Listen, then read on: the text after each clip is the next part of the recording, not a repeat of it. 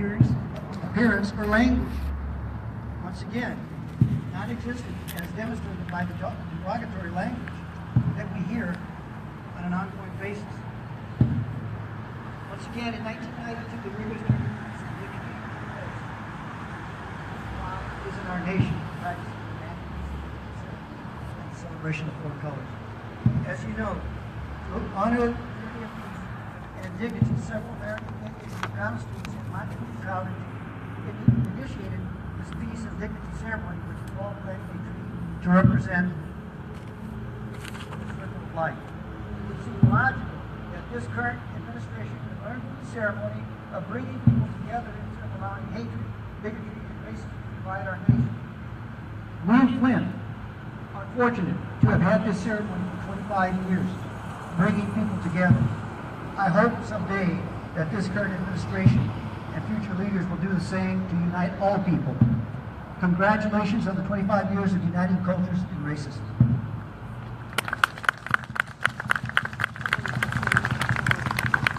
Hey, Jan. So this is the 25th anniversary of the Peace and Dignity Sacred Ceremony.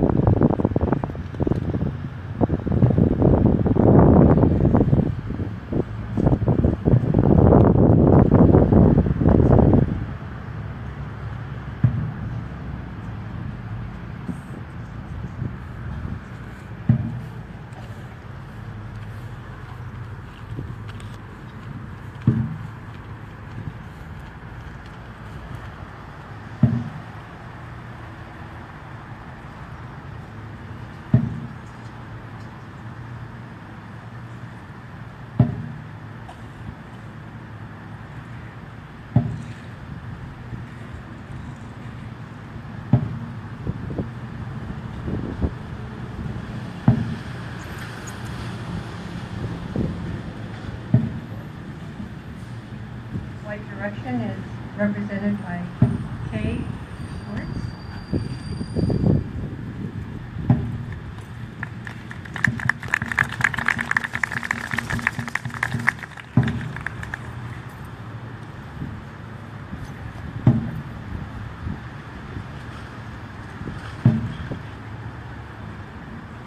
Good morning. I'm bringing to this ceremony of peace and dignity some thoughts and prayers from the Jewish tradition. I joined the Jewish people as an adult more than 30 years ago. One of the things that drew me to Reform Judaism was the emphasis on judging ourselves by how we act in the world rather than by what we believe. Moses Mendelssohn, the German Jewish philosopher whose ideas led to the Jewish Enlightenment of the 18th and 19th centuries, points out that the Bible does not command Jews to have faith in God. Here's a quote. Among all the prescriptions and ordinances of the Mosaic Law, there is not a single one that says, you shall believe or not believe. They all say, you shall do or not do. Faith is not commanded, for it accepts no other commands than those that come to it by way of conviction. All the commandments of the divine law are addressed to man's will, to his power to act, unquote. The ancient book of Deuteronomy, fifth book of the Torah, is full of instructions for actions to be taken or avoided, much of it involving ritual practices for the Jewish people and the priests in the temple at the time. But the Lord also clearly told the Israelites how they must behave toward one another if they wish to prosper in the promised land. Our Sabbath prayer book paraphrases some of these instructions. It is written, "These shall you do. Speak the truth to one another. Render judgments that are true and make for peace. Plan no evil against your neighbor and approve no false oath. Cease to do evil, learn to do good. Seek justice, correct oppression, defend the orphan, plead for the widow. You shall not harden your heart nor shut your hand against the poor, your kin. You must open your hand to them. You shall not oppress a stranger, for you know the heart of a stranger, you who were yourselves strangers in Egypt. The strangers who live among you shall be to you as the native born, and you shall love them as yourself. Justice, justice shall you pursue, that you may live. You shall love your neighbor as yourself. I am the Lord." It's amazing to me how many centuries ago the writers of the Torah were able to recognize and articulate the kinds of behaviors that would foster a civil and unified society that affords peace and dignity to everyone. Yet how difficult it is for individuals, groups, communities, and nations to act in this way, even when they know the rightness of it.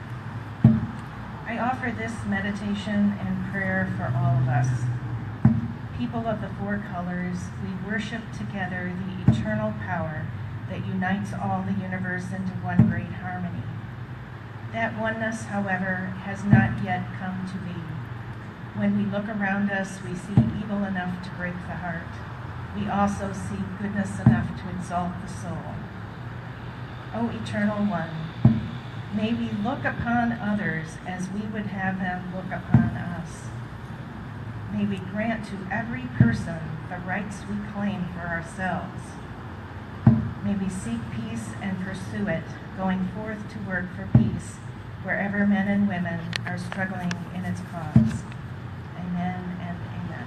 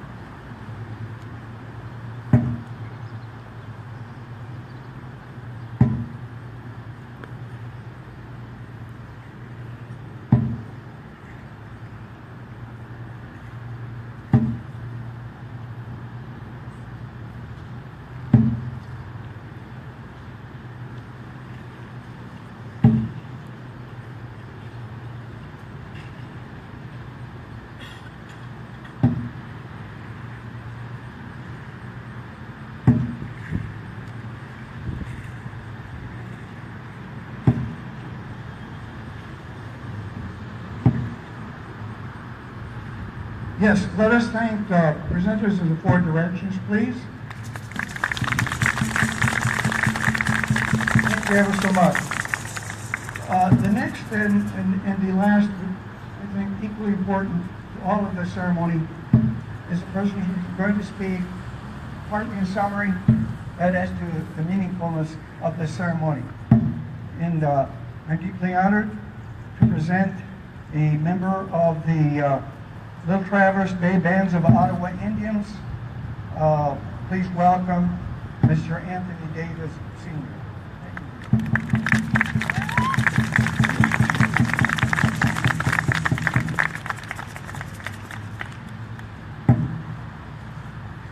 I have to apologize because he was supposed to be at the front of the program, and I put my glasses on so I could read, but I guess it didn't do much good.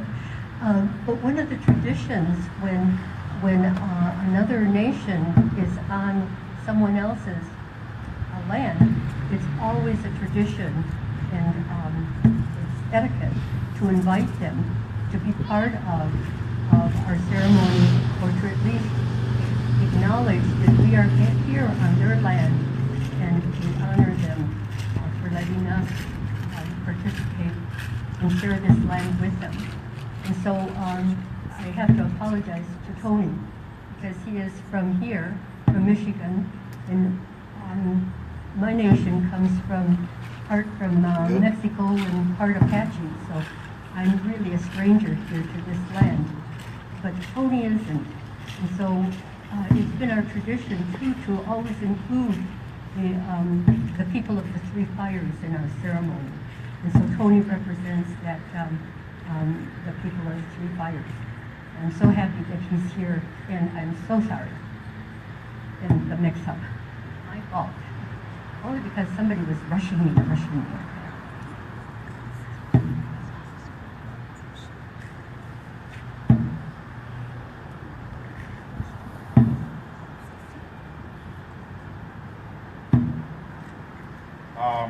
Celia, there's never any wrong done. Things happen when they happen, and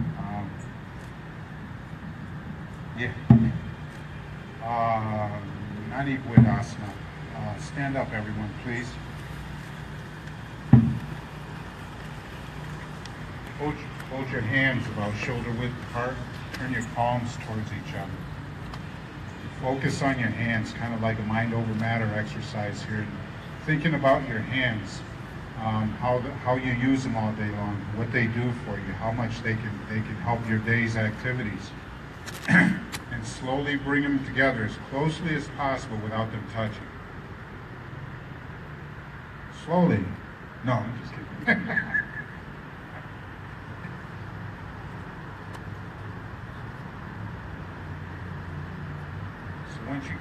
Once you get them there, kind of move your hands around a little bit. Can you feel that in there?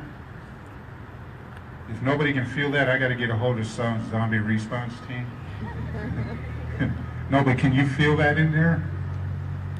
Feels like an air bubble. That's the power of your spirit. Madhavan, you can have a seat, please. The Creator created each and every one of us, red, yellow, black, and white, with spirit. And somewhere along our life, somewhere in our life, something happened, and it helped us to think or to believe that we didn't have a spirit anymore. And in our way of life, I'm from up north. My mom was from Harbor Springs. I was born and raised in Toledo, Ohio, and I moved home. I call it home in the fall of '93. And so what I learned there is that we all have spirit, and when we lose that spirit, our life changes. We lose that spirit because something traumatic happened in our lives that changed the way we view life. And so we're misguided. We're not following that good path, and it seems like everything is a mistake, or everything is wrong, or that we can never do anything right. And it's because we've lost that spirit. And I was taught by my elders and by sitting and listening to my elders up north is that we all have spirit, and we're not bad people, we just make bad choices. And those bad choices come about because we lost our spirit. And so in our creation story, the Creator created us. And I don't want to go into detail because I'm restricted on time here, and I'm getting distracted by the motorcycle going by. So the Creator created us, and He gave us a spirit. And when He created that first being, He asked him to do a task here on this world. Halfway through that journey, he realized that he was the only one that didn't have a mate, and he had become lonely. And so he called on the Creator, and he says, "Why am I lonely?" The Creator said, I didn't give you your mate because you wouldn't be able to fulfill your task." And he said, "But because you're lonely, I'll give you your companion. I'll give you a companion." And he gave him Maingan, the wolf. So Anishinaabe and the wolf, they finished this journey of naming everything on this earth.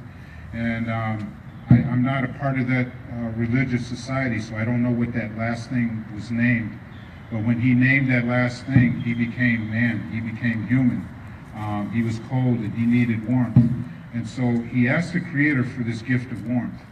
And he knew that if he asked for a gift of warmth, he had to give something in return because of the order of creation.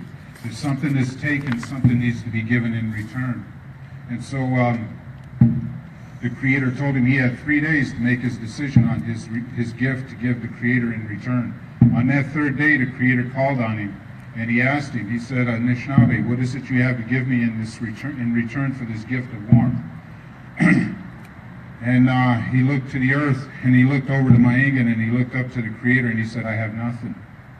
So the Creator turned to Maingan, and he says, "Maingan, what do you have to give in return for this gift of warmth that I'm going to give to your companion, man?" And Maingan, he looked to the earth, and he looked up to Anishinaabe, and he looked to the Creator, and he said, "My friendship." So the Creator gave man this gift of warmth, the fire, and he knew that if he could be warm, he would know how to clothe himself. He would know how to build his home. He would know how to use the medicines to heal himself. He would know how to use creation to nourish himself. He would be able to live with creation. And so he was happy. He had a lodge. He had clothing. He had food. He had medicines to heal himself. And so again, he became lonely. And why would he be lonely again? Pop quiz here. Yes. I couldn't hear you. Yes, he lost his friendship, but he also didn't have his mate yet. So, one more pop quiz. If he got his mate, what would be the problem if he had his mate?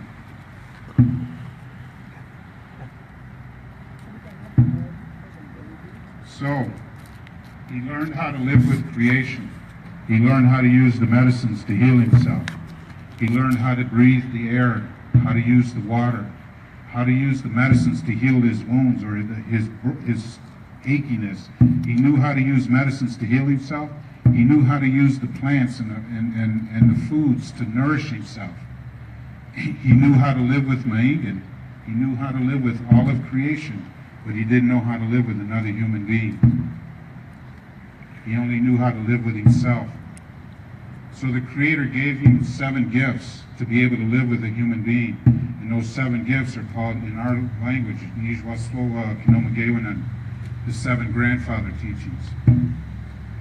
And those teachings, love, respect, honesty, humility, truth, bravery, and wisdom. This is how it was taught to me, and when he shared this with me, he told me that I would learn these eventually. The longer I live, the more I would learn about these 7 grandfathers. If I love myself, I can love others, and we'll live with love together. If I respect myself, I can respect others, and we'll live with respect together. If I live in humility and live with humility, we'll all live with humility. We'll never have to worry about being hurt. We'll never have to worry about hurting another, because we're living in humility. If I'm living in honesty, I'll never do the wrong thing, and I'll never have to worry about what I did yesterday, because I know that I lived honestly. If I'm living in truth, I'll never hurt another human being with words.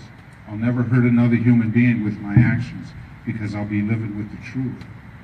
If I'm living in bravery, I'm doing these things in every part of my life, every single part of my life, every single day.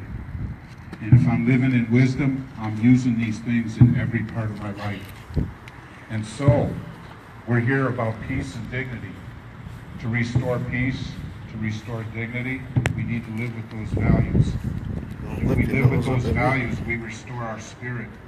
If we can restore our spirit, we have the answer to all of creation, because that is in us. The answer to all of our problems, the answer to life is right inside of us. We're too busy looking at other things. Time, Google,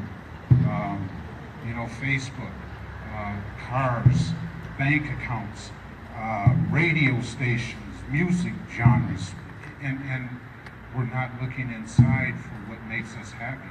Do those make us happy? Yes, it helps us to live in this life. But are we truly happy? Are we truly happy? Are we enjoying those things? Are we enjoying each other? We have all of this strife going on in the world because we're not. If we begin to live by those 7 grandfathers and enjoying and living with that spirit, then it's easy for us to say hello to someone. It's easy for us to grab someone and give them a hug. We can see someone in the room or in the hallway and their head is down. You know they're hurting. You know something's happened to them that wasn't right. Yeah, she's up Say there. hello You to can them. keep that. Give them a hug. Take them to dinner. Go to breakfast with them. Study with them. Smile at them. Restore that spirit. And every time we do that, we restore our own spirit.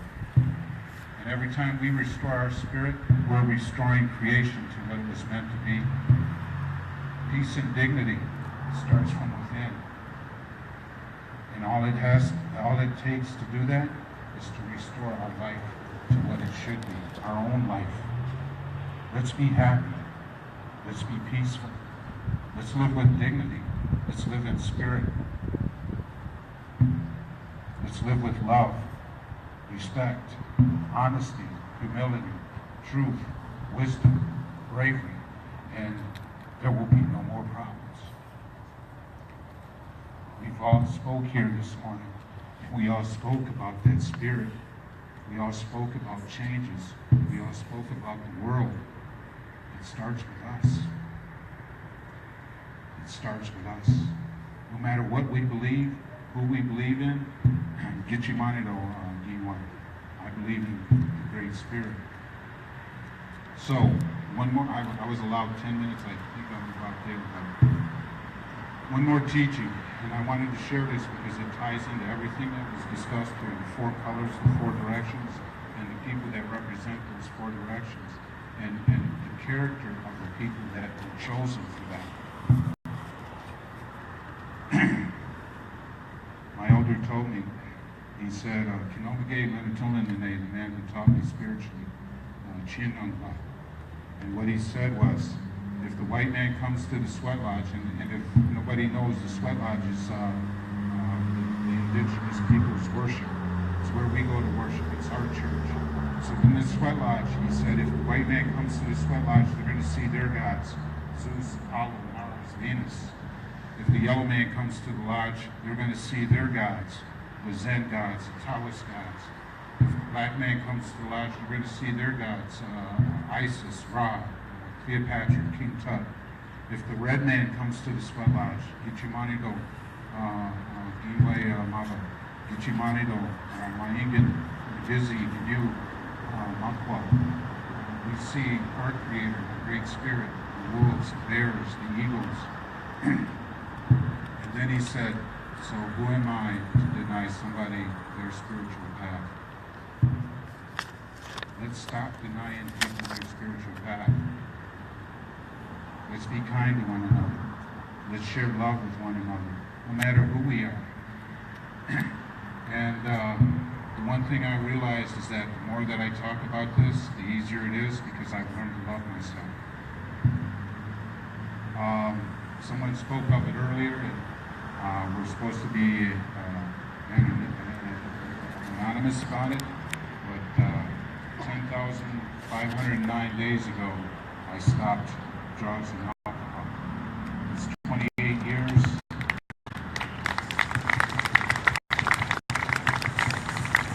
28 years, 11 months, and 28 days.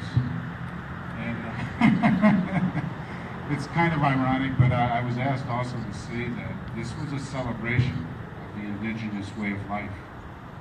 And so everything that I shared here is our way of life. There was never there was no word in our language for shame or embarrassment, because we didn't live that way. We lived by those 7 values. Every indigenous culture in the world lived by those values or similar values. This world was pure and something changed. Something changed us. So change begins with us. Let's change it back. Let's start from here today. I have the utmost respect for these young people that are going to school, getting an education so that they can make their world better. The parents that are supporting them, the parents that are taking care of them, I have the utmost respect for them because that's a lot of work. I wasn't a good kid when I was growing up. I gave my parents a lot of troubles. But that's okay because I'm a better parent today. My children got through school with straight A's. No gangs, no drugs. When they grew up, they got into a little trouble, but hey, we all make bad decisions.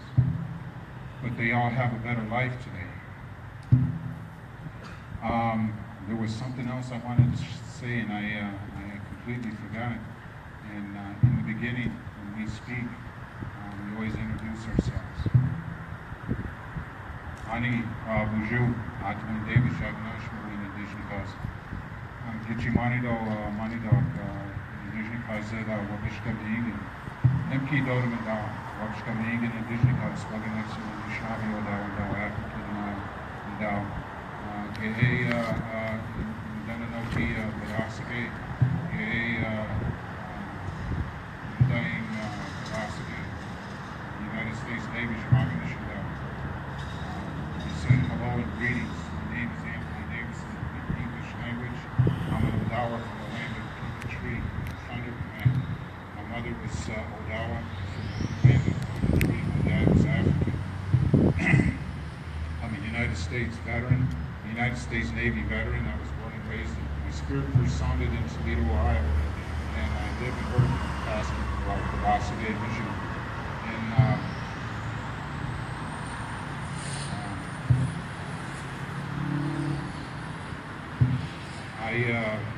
I just wish that these 7 grandfathers were true for everyone. I pray for that every single day. When I wake up in the morning, I start my day with thank you for this day, Creator. Grant me the strength and the guidance, the strength to endure what I'm going to experience, and the guidance to know what to do with it.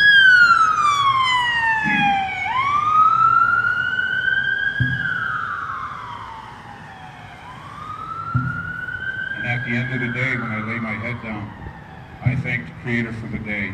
Thank you, Creator, for the good, and thank you for the bad. The good so I know what to do tomorrow, and the bad so I know what to change so it doesn't happen again tomorrow. And when I meet someone and they do something wrong to me, that's the same prayer I say for them. Grant them the strength and the guidance, Creator, to know better so that no one else has to experience what I experienced from that negativity, from that shaming. In our way of life, we always bring people up because that spirit needs to be nourished. When we help someone, when we give someone a hug or share our thoughts, or we just help someone along in the day, that nourishes our spirit and it grows their spirit. I hope you.